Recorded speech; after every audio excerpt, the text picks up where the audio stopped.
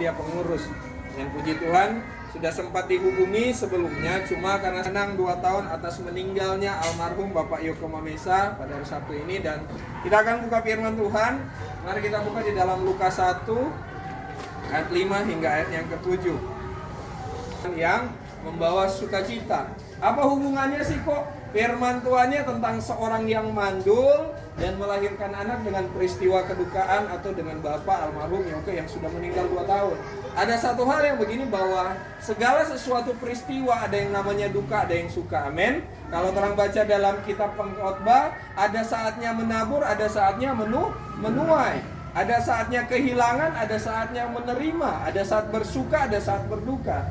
Kalau kita melihat di saat ini bahwa berdasarkan firman Tuhan, bahwa waktu itu yang terjadi bahwa ada seorang imam namanya Sakaria yang setiap hari di rumah Tuhan. Dan ada istri namanya Elisabeth. Nah, menurut budaya Yahudi zaman dahulu waktu itu, kalau tidak ada anak itu aib. Betul? Kalau kita baca juga kitab Samuel tentang Hana dan Penina dan ayahnya Samuel, di situ berkata bahwa karena dia tidak anak, dia berdoa. Masuk dalam ayat berdoa untuk meminta anak.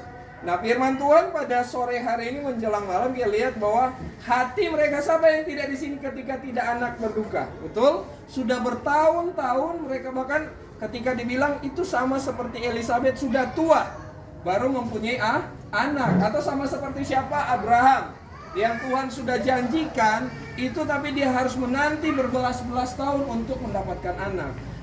Sekali lagi dalam orang Yahudi, salah satu tanda berkat itu kita menerima anak, apalagi anak laki-laki. Betul? Kalau kita lihat budaya Alkitab, semua yang dicatat itu laki-laki.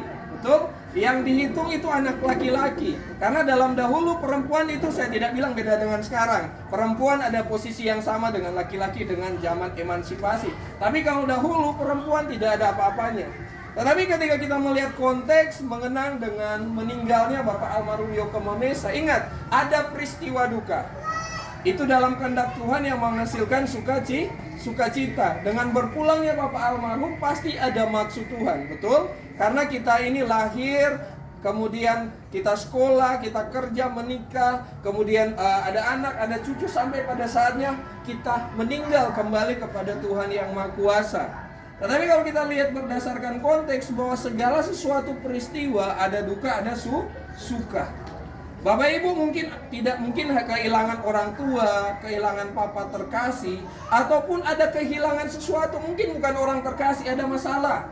Ada sakit penyakit, betul? Ada kehilangan doi, betul? Atau ada pertengkaran dalam keluarga. Tetapi Tuhan mengingatkan pada sore hari ini nih, ingat dalam dalam duka pasti ada suka. Nah, karena kadang kita menghadapi penderitaan itu begitu sulit. Kalau kita baca 2 Timotius 3 bahwa hari-hari terakhir bahwa zaman semakin sukar. Saya masih ingat kecil di Pinabetengan dulu kalau beli gula putih itu harga 5.000. Tahun 2000-an waktu itu masih murah. Beras itu masih ada 8.000, ada masih 6.000, kong ukul dengan liter. Itu kalau di kampung disuruh sama mama, karena kami tinggal di Pinabetengan, karena Mamesa saya tahu dari Kamanga. Saya ini orang asli Pinabetengan. Jadi dekat dengan pembantu opo-opo di sana. Tapi orang sudah tidak percaya opo-opo lagi. Amin. Ada yang masih pakai mak diara di sini, sudah tidak ada tuh. Semua sudah percaya Tuhan. Dulu pokoknya langsung disemprot. Datang kepada dukun-dukun yang pakai ini merah, kok disemprot lagi dengan ludah. So terima tuh bobo lagi, tuh mantra kok diludah lagi. Oh Tuhan Yesus, daratan tolong. Tapi tidak seperti itu. Kita berkumpul saat ini karena ada Tuhan Yesus. Oma bilang semua satu karena Tuhan Yesus. Tetapi melihat dari sini bahwa kalau kita lihat mereka ini adalah imam. Mungkin kalau sekarang ada penatua atau pendeta. Tapi kok orang bingung, kenapa mereka tidak punya anak? Atau mungkin keluarga berpikir, kenapa bapak terkasih, opa terkasih sudah diambil? Tetapi kita harus merenung bahwa di setiap kedukaan itu ada kebaikan Tuhan. Amin. Di setiap peristiwa bahkan kesedihan itu ada sukacita. Nanti saya tunjukkan sebentar. Karena apa? Apa yang kita hadapi, kesusahan, kemalangan, itu selalu ada 2 sebab. Mari kita buka di dalam 1 Petrus, kita lihat firman Tuhan. Atau karena masalah tanah, apalagi di Manado banyak itu. Masalah tanah baku potong.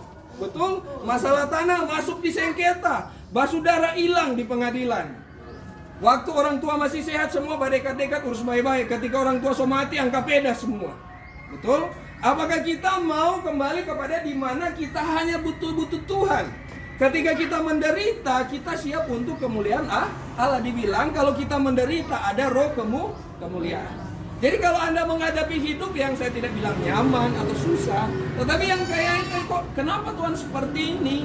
Kenapa seperti ini? Anda lihat Zakaria dan istrinya Elizabeth, dibilang hidup benar, mengikuti Taurat tak bercacat celah, kok tidak dapat anak? Sangat orang berpikir, kayaknya Tuhan kasih biar ya ini keluarga. Kayaknya Tuhan berlaku buruk. Tapi kita lihat dalam Mazmur 13 ayat 1.